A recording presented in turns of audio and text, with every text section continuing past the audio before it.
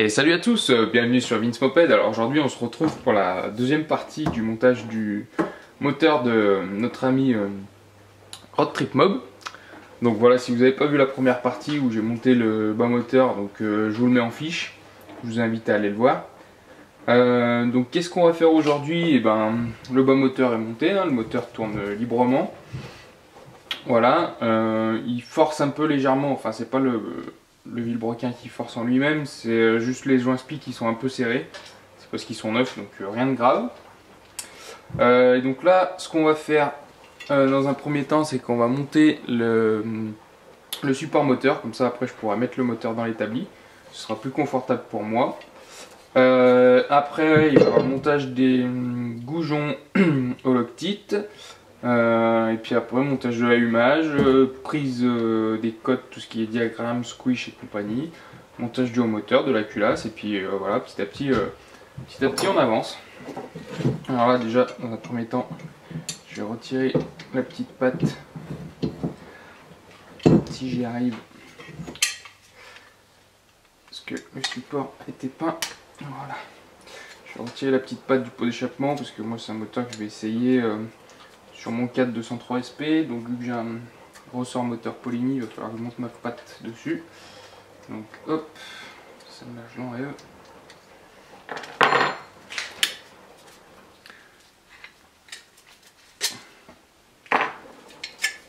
Voilà. Et donc là, il va falloir desserrer voilà, ces trois vis, les retirer et rentrer le support moteur. C'est parti.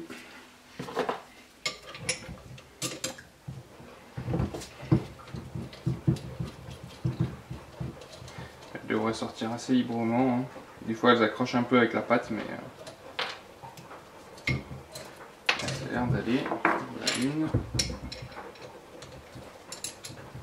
Surtout que maintenant que la pipe d'admission est montée, l'écarter risque plus de bouger.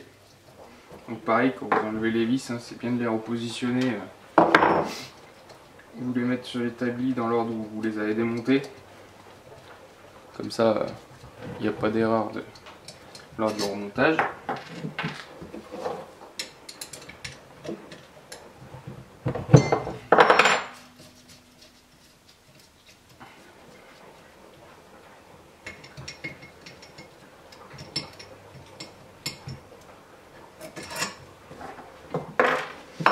Donc là, on va pouvoir glisser le support.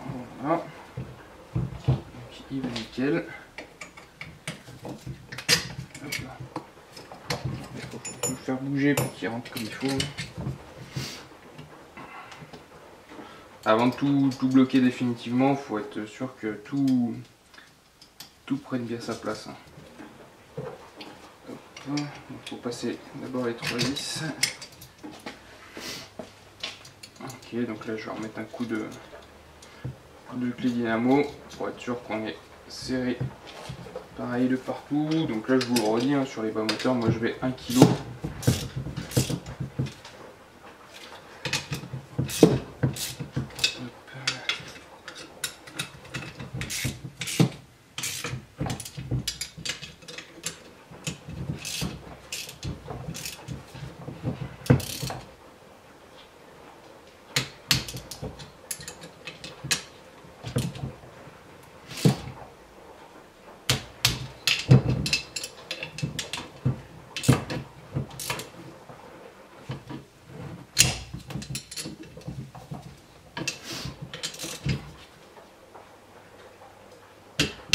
Voilà. Donc voilà, le support moteur est maintenant monté, pardon, hop. Donc on va passer sur l'établi pour le montage des goujons. Alors donc voilà, on se retrouve sur l'étau pour le montage des goujons. Donc moi je monte toujours avec une pointe de Loctite bleu pour pas être emmerdé, que ce soit au démontage ou au remontage de la culasse. Donc là, j'avais mis deux riselants, pardon, pour éviter que la bielle ne vienne taper sur les carters. Plus c'est pas les miens, ça me ferait un peu chier de les abîmer. Voilà, ce qu'on va faire, c'est qu'on va mettre la bielle ici. Et on va faire ces deux. Donc voilà, je les ai juste mis à la main.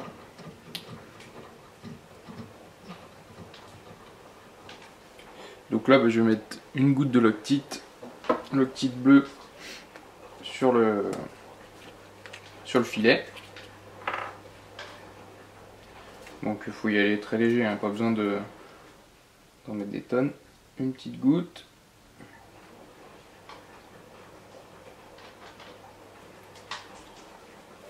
Voilà.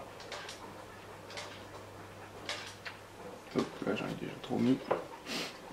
Et donc après, on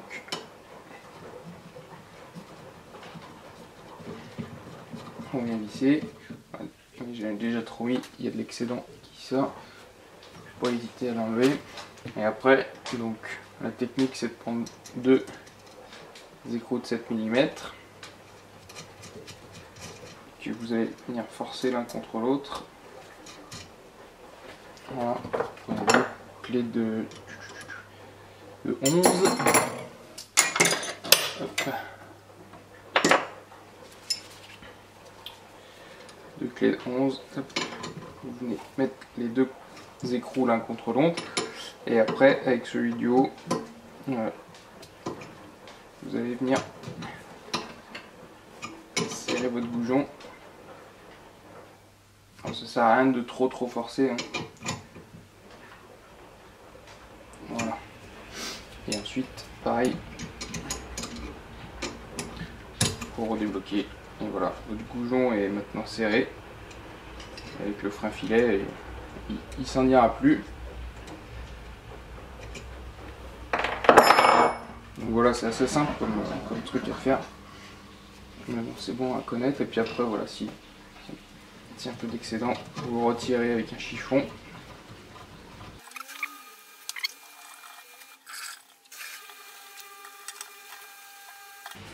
L'important c'est de ne pas les foirer, hein. Faut pas... Alors là je le fais pas avec les dynamos, mais je le fais au ressenti, mais ce qui est le plus important c'est de ne pas forcer comme un bœuf et de foirer les filetages, puisqu'après vous êtes bon pour tout retarauder. Donc là j'ai fait les deux premiers, je vais faire les deux autres et on se reprend pour le montage de l'allumage. Alors donc là on se retrouve pour le montage de la platine d'allumage Moriyama sur moteur Peugeot.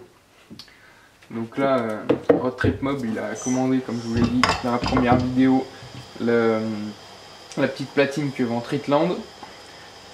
Voilà, et il est demandé, donc je sais pas si vous allez très bien voir, en fait il faut couper la petite queue qui sert à maintenir normalement le cache volant magnétique, sinon on vient embuter contre le cylindre.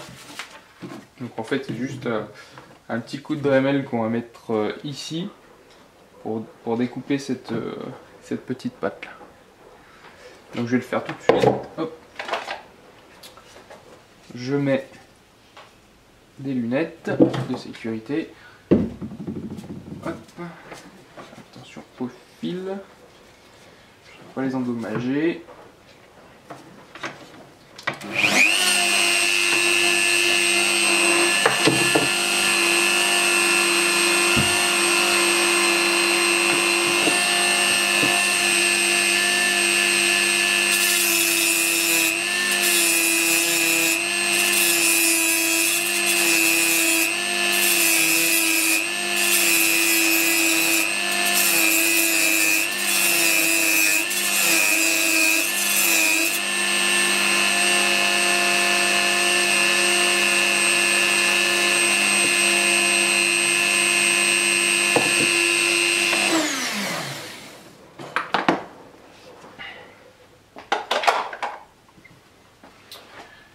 Donc voilà, j'ai coupé cette petite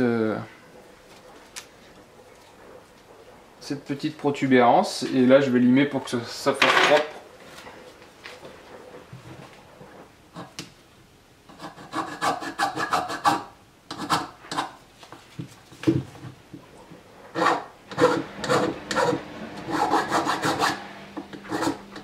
C'est de l'alu, hein, ça se lime très bien.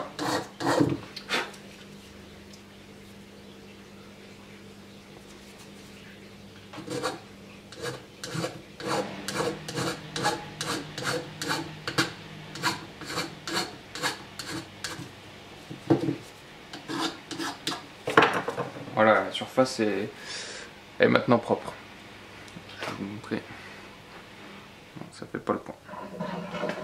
Donc ouais, voilà, la surface est maintenant propre et on va voir comment monter la platine sur les bas moteurs. Alors voilà, notre platine est maintenant découpée, tout bien limé, tout propre. Donc maintenant, on va essayer de monter cette platine. Hop, donc là ça va nickel, hein, les codes sont bien respectés. Quand on approche le volant, alors ce qu'il faut bien vérifier, c'est que derrière, c'est pas du tout cadré, je suis désolé, c'est que derrière le bas moteur, on n'est pas de vis de carter qui touche le fond de la platine et qui pourrait déséquilibrer celle-ci. Donc une fois qu'on s'est assuré que déjà à blanc rien ne touchait, donc là voilà, ça a l'air stable, hein, rien ne touche, l'alignement des vis est bon.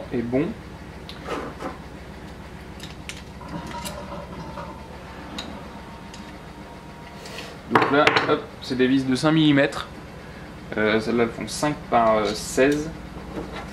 Hop, on va venir visser ça gentiment. Voilà. Alors là, dans un premier temps, j'ai un peu trop bloqué. Il faut laisser du jeu pour que tout prenne bien sa place. Et je vais pas bloquer, je vais bloquer modérément. Parce que du coup j'ai deux allumages à tester. Donc après le montage définitif, je pense que je monterai ça au frein filet. Parce que surtout que là on est sur du 70, donc ça a pas mal tendance à vibrer. Donc ce sera monté au frein filet, mais là vu que c'est pour un premier test, je monte comme ça. Hop. Je tiens modérément. On va foirer les filetages. Voilà. Donc ça c'est fait. Et ensuite on va pouvoir monter le volant magnétique. Voilà. Bon, ça a l'air pas trop mal. Il faut juste usiner maintenant l'écrou pour qu'il passe le trou de l'arrache volant là. Parce que là, si on le prend, alors c'est que j'ai rangé. Voilà, il est là.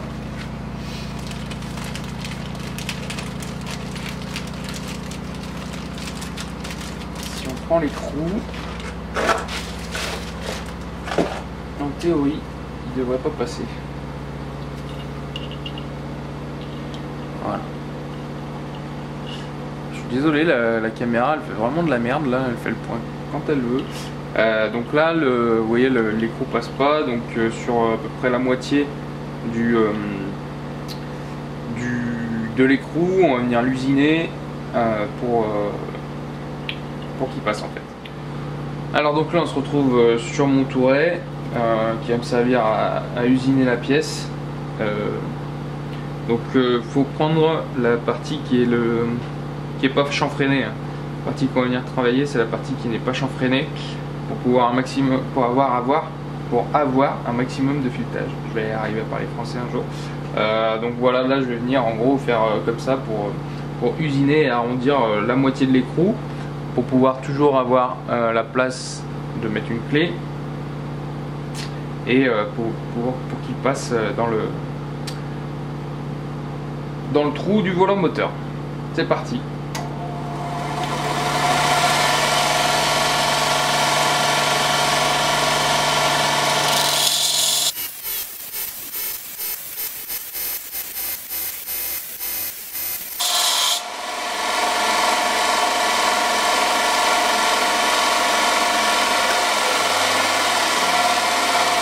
Donc voilà à quoi ça ressemble une fois usiné.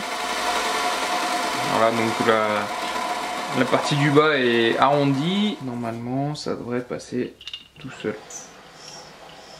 Ah, il en manque encore un peu, je suis pas allé assez haut.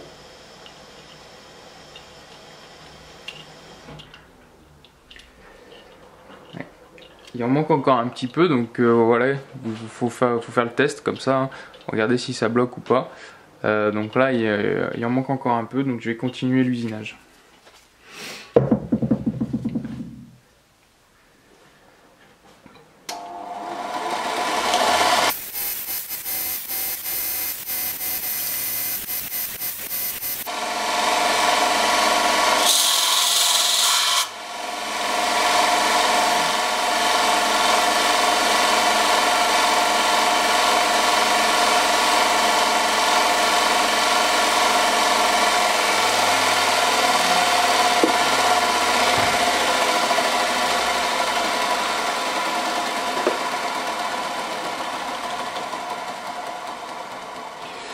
Donc voilà, alors l'usinage est maintenant terminé, donc hop, vous voyez que l'écrou rentre librement et surtout il tourne librement à l'intérieur.